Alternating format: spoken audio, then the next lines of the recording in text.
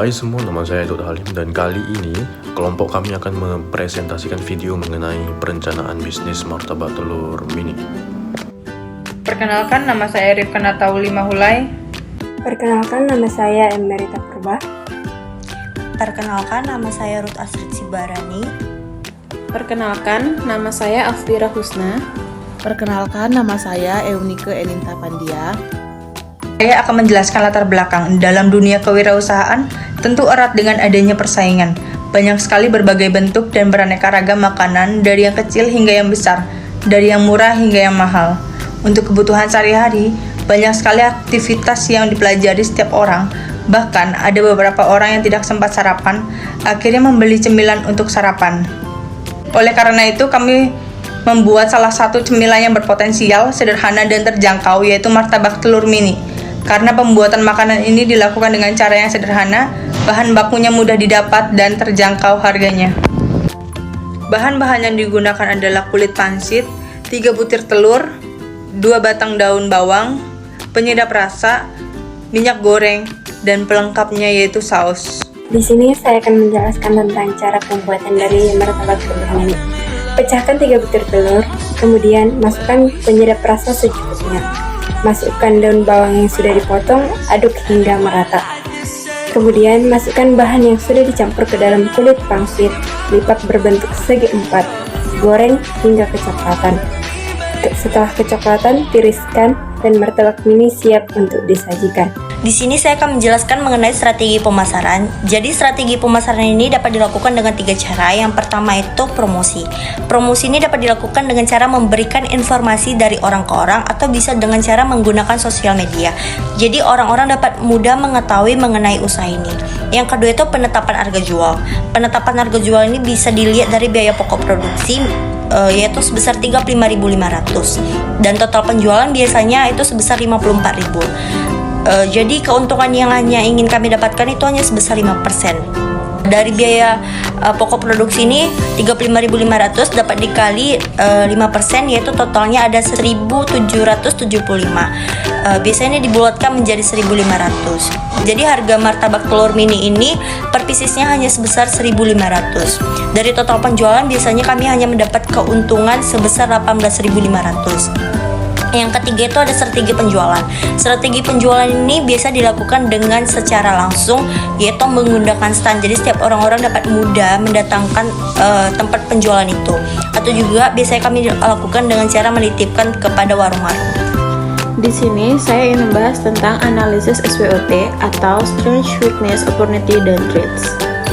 Baik, yang pertama adalah strength atau kekuatan. Dengan poin yang pertama, bahan yang mudah didapat dan juga harga produk yang terjangkau dan juga kualitas produk yang sehat dan higienis dan juga suatu kualitas produk yang dapat diubah dan diolah dengan cara yang praktis. Lalu selanjutnya adalah weakness atau kelemahan. Poin yang pertama, bahan baku yang tidak tahan lama, dan poin yang kedua adalah produk yang mudah ditiru. Poin yang ketiga adalah faktor tempat strategis yang menjadikan keuntungan menjadi sedikit. Poin yang keempat adalah susahnya mencari karyawan yang sesuai dengan kriteria. Berikutnya adalah opportunity atau peluang. Yang pertama adalah relevansi produk atau inovasi. Contohnya menjadikan martabak menjadi makanan pengganti atau dijadikan cemilan.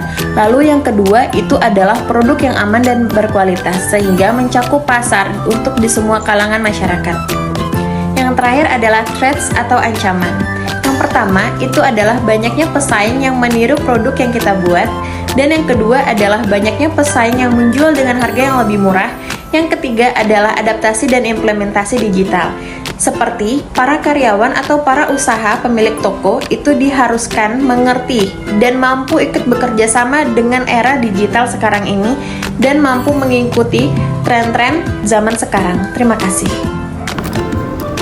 Oke, jadi saya akan menjelaskan mengenai resiko manajemen dari perusahaan yang akan dijalani. Yang pertama itu adalah harga dari bahan baku tersebut. Jikalau harga bahan baku itu naik, maka otomatis biaya produksi akan naik yang nantinya itu bisa memangkas keuntungan yang dari usaha yang kami jalani. Oke, poin selanjutnya adalah reputasi. Jikalau perusahaan reputasinya bagus, maka hal tersebut bisa membangun kepercayaan antara si pembeli dengan si perusahaan, dan juga sebaliknya. Oke, jadi poin terakhir adalah implementasi digital. Tidak bisa dipungkiri bahwasanya kita itu hidup di era teknologi. Kita bisa memasarkan produk martabak kami melalui media sosial. Contohnya, kita bisa memasarkan ataupun menjual produk kita itu di TikTok, Shopee, dan lain sebagainya. Di sini saya akan menjelaskan mengenai kesimpulan.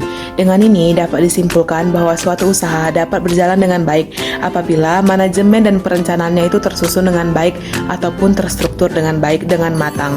Begitu pula modal ini juga salah satu alasan yang kuat agar suatu perencanaan bisnis ini dapat dilakukan dengan baik dan benar, agar pada saat pemasarannya barang yang telah kita buat ataupun produk yang telah kita buat atau makanan, baik berupa makanan ataupun barang, dapat terjual dengan baik dan sesuai dengan apa yang kita inginkan. Jadi segala sesuatu yang berhubungan dengan usaha, baik manajemen ataupun modal, kaitannya sangat erat antara satu dengan yang lainnya. Kita juga harus memperhatikan bahan-bahan yang kita buat.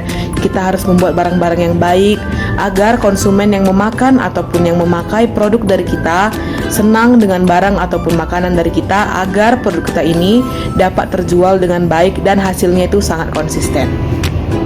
Sekian video dari kami, terima kasih sudah menonton.